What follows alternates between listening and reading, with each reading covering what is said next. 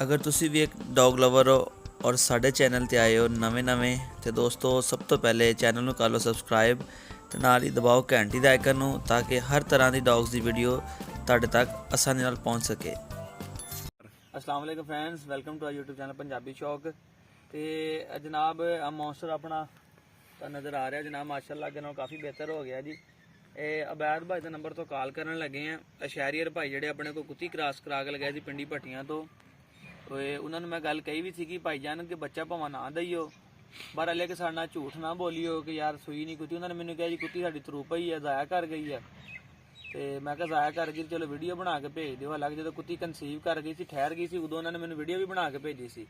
तो हुण मेरा एक दिन मैं कॉल की, उन्होंने मेरा फोन ही नहीं चक्या। तो अबैद भाई अज मेरे को इत्थे आए हैं, तो असीं हुण अबैद भाई के नंबर तो कॉल करन लगे हैं, तो तुहानूं लाइव सुणाने हैं जनाब की गलबात हुंदी है। सेवा तो करनी कॉल स्पीकर खोलो जी डॉक्टर साहब। स्पीकर खोल लिया जी।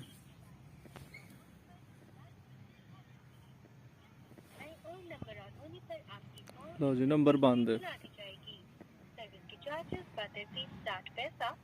की कहंदी हुण नंबर बंद है जी। शुक्रिया। दोबारा मिलाइए जी। हाँ, बड़ी बंद जा रहा वा। ਇਹ ਹੁਣ ਤੁਹਾਡੇ ਸਾਹਮਣੇ ਕਾਲ ਕਰ ਰਹੇ ਆ, ਜਿਹਦਾ ਨੰਬਰ ਹੀ ਬੰਦ ਜਾ ਰਿਹਾ। ਪਹਿਲੇ ਇੱਕ ਦਿਨ ਮੈਂ ਕਾਲ ਕੀਤੀ, ਮੇਰਾ ਨੰਬਰ ਚੱਕਿਆ ਨਹੀਂ ਉਹਨਾਂ ਨੇ।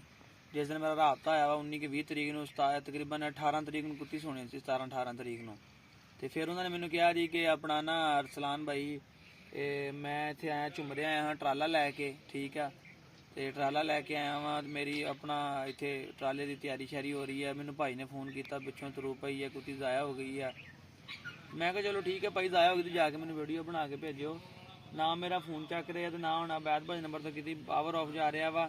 जे तो उन्होंने मेरी वीडियो वेखण तो काइंडली मेरे नाल राबता करन, ठीक है। राबता करके तो भाई जान मैंने वीडियो बना के कुत्ती की भेजण, मैंने लाइव कुत्ती चेक कराण, ठीक है। ये तुहाडे वास्ते नहीं, मेरे वास्ते नहीं, सारे दोस्तों वास्ते ये बड़ी अहम वीडियो आ,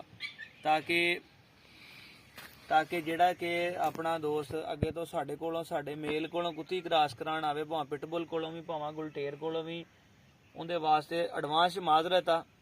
ਜਿਹੜਾ ਬੰਦਾ पैसे देवेगा, फीस देगा स्टड ਦੀ, ਉਹਨੂੰ ਅਸੀਂ ਕੁੱਤੀ ਕ੍ਰਾਸ ਕਰਾ ਕੇ ਦੇਵਾਂਗੇ। ਅਸੀਂ ਬੱਚੇ ਤੇ ਕਿਸੇ ਦੀ ਕੁੱਤੀ ਨਹੀਂ ਕ੍ਰਾਸ ਕਰਾਣੀ ਹੈਗੀ, ਠੀਕ ਆ। ਸਾਡੇ ਨਾਲ ਇੱਕ ਦੋ ਵਾਰੀ ਧੋਖਾ ਪਹਿਲੇ ਵੀ ਹੋ ਗਿਆ, ਫਿਰ ਵੀ ਅਸੀਂ ਕਿਹਾ ਕਿ ਚਲੋ ਕੋਈ ਗੱਲ ਨਹੀਂ। ਤੇ ਇਹ ਤੁਹਾਡੇ ਸਾਹਮਣੇ ਵਾਕਿਆ ਨੇ। ਜਰਮਨ ਸ਼ੈਫਰਡ ਮੇਲ ਕੋਲੋਂ ਕੁੱਤੀ ਕ੍ਰਾਸ ਕਰਾ ਕੇ ਲਗਾਏ ਸੀ ਉਸਮਾਨ ਭਾਈ, ਨਵੇਂ ਲਾਹੌਰ ਦੇ ਨੇ। ਤੇ ਉਹਨਾਂ ਦੀ ਕੁੱਤੀ ਨੇ 3 ਬੱਚੇ ਦਿੱਤੇ ਸੀ, 2 ਮਾਰਤੇ, ਇੱਕ ਜ਼ਿੰਦਾ ਉਹਨਾਂ ਕੋ ਮਾਸ਼ਾਅੱਲਾ। ਉਹਨਾਂ ਨੇ ਮੈਨੂੰ ਮਗਰ ਉਦੋਂ ਹੀ ਵੀਡੀਓ ਬਣਾ ਕੇ ਤਸਵੀਰਾਂ ਬਣਾ ਕੇ ਭੇਜੀਆਂ ਕਿ ਅਰਸਲਾਨ ਭਾਈ 3 ਬੱਚੇ ਦਿੱਤੇ, 2 ਮਰ ਗਏ, ਇੱਕ ਬਚ ਗਿਆ।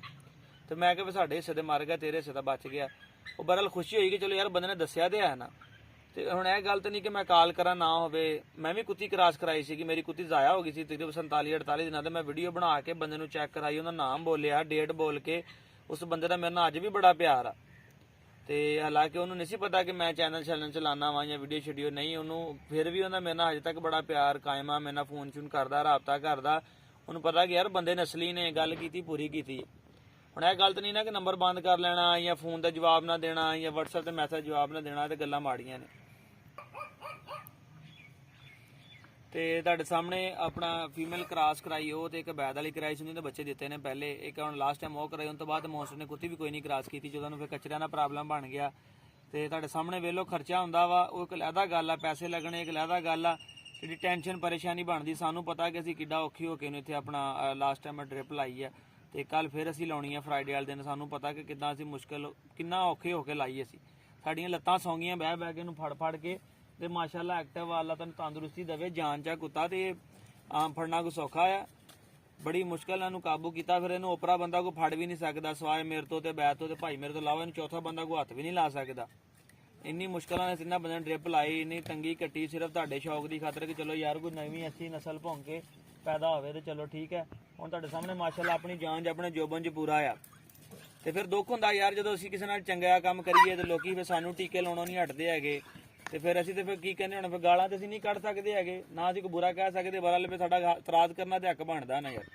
ਅਸੀਂ ਵੇਖੋ ਹੁਣ ਆਪਣਾ ਗੱਲ ਕੀਤੀ ਸੀ ਪਹਿਲੇ ਉਹਦੇ ਨਾਲ, ਤੇ ਉਹਨੇ ਸਾਡੀ ਗੱਲ ਦਾ ਜਿਹੜਾ ਹੈਗਾ ਅਰਸ਼ਾ ਕੰਮ ਖਰਾਬ ਕਰ ਛੱਡਿਆ। ਅਰਸਲਾਨ ਭਾਈ ਇੱਕ ਵਾਰੀ ਦੁਬਾਰਾ ਟਰਾਈ ਕਰੋ ਨੰਬਰ, ਐਸੇ ਵੀਡੀਓ ਦੇ ਦੌਰਾਨ ਸ਼ਾਇਦ ਲੱਗ ਹੀ ਜਾਵੇ ਸੀ। ਲੋ ਜੀ ਭਾਜੀ, ਲਾਗ ਤੁਹਾਡਾ ਲੱਗਾ ਹੋਇਆ, ਦੱਸੋ। ਕੋਈ ਨਹੀਂ, ਅਬੈਦ ਭਾਈ ਦੇ ਕਹਿਣ ਤੇ ਜੀ ਫੇਰ ਮਿਲਾਇਆ ਜੀ, ਤੇ ਫੇਰ ਹਫਤਾ ਕੋਈ ਨਹੀਂ ਹੋ ਰਿਹਾ, ਠੀਕ ਆ।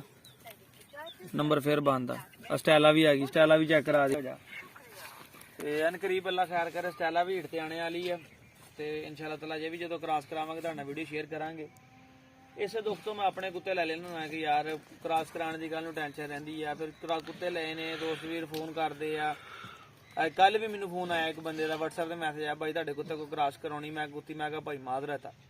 ਅੱਗੇ ਇਹਨੇ ਗੋਜਨੇ ਫੋਨ ਆਇਆ ਜੀ ਪਿਟਬੁਲ ਕੋਲ ਗੁਲਟੇਰ ਕੁੱਤੀ ਕ੍ਰਾਸ ਕਰਾਉਣੀ। ਮੈਂ ਕਿਹਾ ਭਾਈ 20,000 ਰੁਪਇਆ ਲੈਣਾ ਵਾ, ਮੁਹੱਬਤ ਕਰਕੇ 15,000 ਰੁਪਇਆ ਹੋ ਜਾਏਗਾ, ਪੈਸੇ ਦਿਓਗੇ ਕਰਾ ਦੇਵਾਂਗੇ। ਨਹੀਂ ਕਰਾਉਣੀ ਤਾਂ ਮੈਂ ਕਿਹਾ ਉੱਥੋਂ 13,000-14,000 ਦਾ ਡੌਗ ਫੂਡ ਦਾ ਥੈਲਾ ਆਉਣਾ ਵਾ, ਆਉਂਦਾ ਡੌਗ ਫੂਡ ਦਾ ਥੈਲਾ ਲੈ ਤੇ ਕੁੱਤੀ ਕ੍ਰਾਸ ਕਰਾਈ ਲੈ ਜੀ ਆਪਣੀ। ਅਸੀਂ ਇੱਥੇ ਤੁਹਾਡੇ ਸ਼ੌਕ ਦੀ ਖਾਤਰ ਦੇਖੋ ਧੱਕੇ ਖਾਈਦੇ ਆ, ਜਾਨਵਰਾਂ ਦੇ ਖਰਚਾ ਕਰੀਦਾ, ਮਿਹਨਤ ਕਰੀਦੀ ਆ ਤੇ ਚਲੋ ਗੰਦ ਚੱਕੀਦੇ ਆ ਕਿਉਂ ਕਰਕੇ। ਚਲੋ ਯਾਰ ਕੋਈ ਚੰਗਾ ਕਿਸੇ ਦਾ ਸ਼ੌਕ ਹੋਵੇ ਯਾਰ, ਸ਼ੌਕੀਆ ਚੀਜ਼ਾਂ ਨੇ ਅਸੀਂ ਕੀ ਕਰਨਾ ਦੱਸੋ।